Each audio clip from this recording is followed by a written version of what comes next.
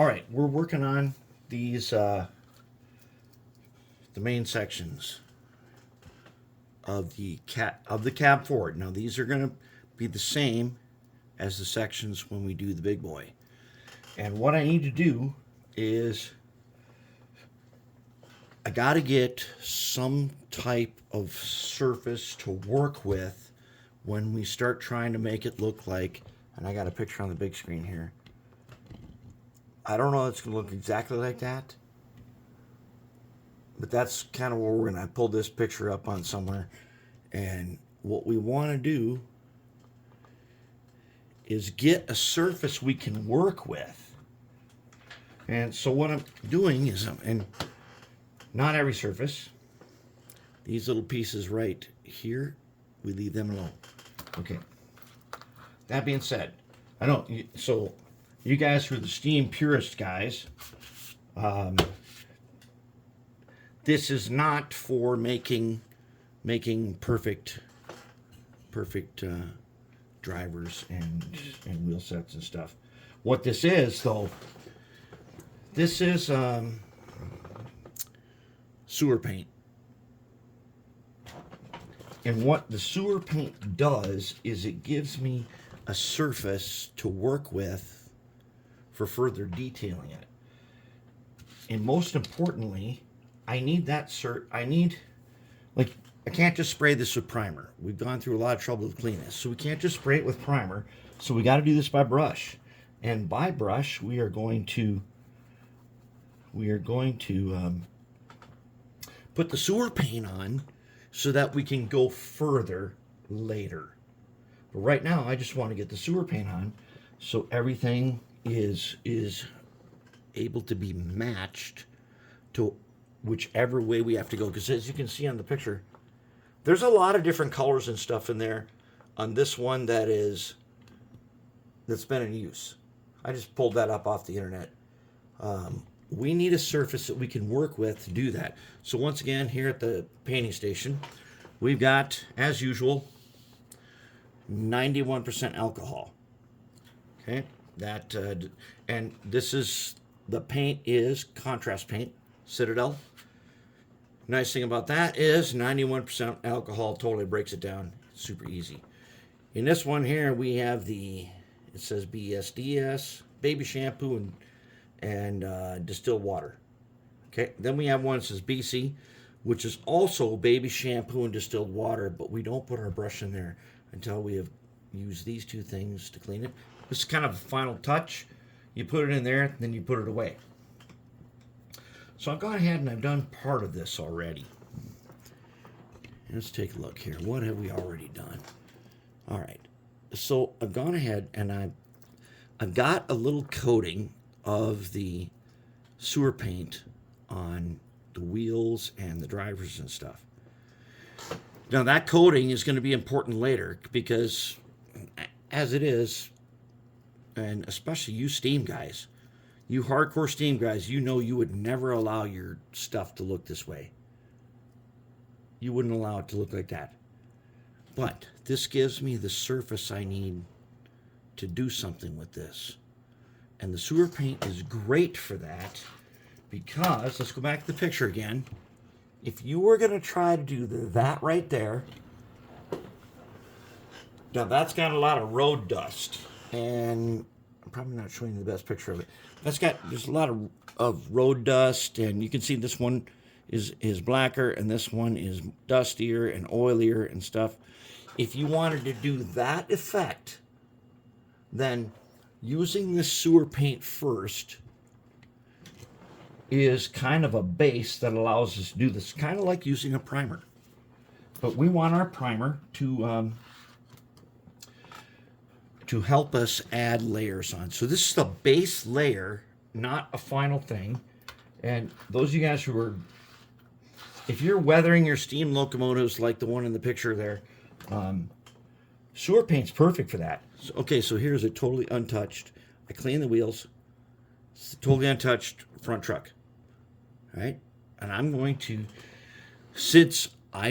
if I sprayed this, I'd have to remove the wheels and remove all the stuff and everything. I don't want to do that, so I'm going to take my little brush here, and I'm going to take some sewer paint. And with that little bit of sewer paint, we're going to go in and we're going to just brush this on. Now, this is a contrast paint, which is transparent. So it's kind of transparent.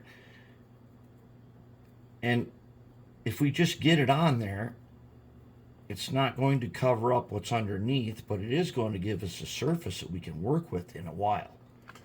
Just like that. Okay, so that guy, once we let him dry, he's going to have a surface where if we had to do that one, we could do that one.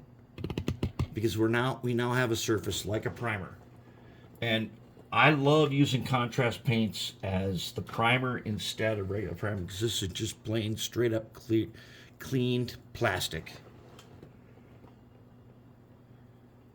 And it gives me the ability to detail it out when it's time to figure out what are we really going for. Do we want it to be like super pristine? Do we want it to be weathered? However we want it, that little bit right there is going to give this guy, we can choose now. And now we can choose and use all of our other techniques on this without having to worry about, oh, do we need primer or something? And we don't got to airbrush this. I personally don't like airbrushing onto things that where we need, you know how we grow clean wheels, good performance. That's what we got to have. And I haven't sprayed, so we have to worry about truck points and stuff. We still got to check the gauge and everything, but here's the other one. And we're going to just get a bit of the sewer paint on here. And it will dry in, and it's a transparent film, as contrast paints are. They are not meant to be opaque. If you want opaque, they make a... Citadel has another kind of color called base paint. But contrast paints are supposed to be a bit transparent. Okay, so now we've got this guy with a little sewer paint on. He's good to go. Okay, so here's one that we did a little while ago. And he's got... Yeah, he's got drivers. And those of you steam guys, you know that that's not the way you want your steam stuff to work. Unless you're making it really super nice, then you definitely do not want this. But if you were making this super nice, you have a surface right now above the brushed, basically kind of like chromed or whatever it is. You've got a surface that you can put to make this your good thing. And we've got already some sewer paint on this guy right here. And it just gives us the surface that we need. So now I'm just going to do one wheel so that you guys can see what we're doing here. Okay, so we're going to do one wheel. We'll do it right down here on the paper towel right here. So we're going to take some sewer paint. And I personally like the sewer paint because it allows me to, if I want it to be good, it can be good. If I don't want it to be good, then I can do whatever I want. I need to paint this. When you clean these wheels, these plastic, or actually probably Bakelite inserts of the wheels, they turn gray. And then we have to look inside, if we can see inside. Inside each one of these cutouts, we got to get in there with sewer paint. And it may take you a few times going around the world to find that out. But from here, if you are a purist and you want a super shiny, awesome cab forward, you can still do this and you can go that way. If you want to go weathering, like in that picture, you can do that from here. So that's why we like the sewer paint, because we can go either way. If we need it to be like super restored, awesome parade quality type thing, we can go that way.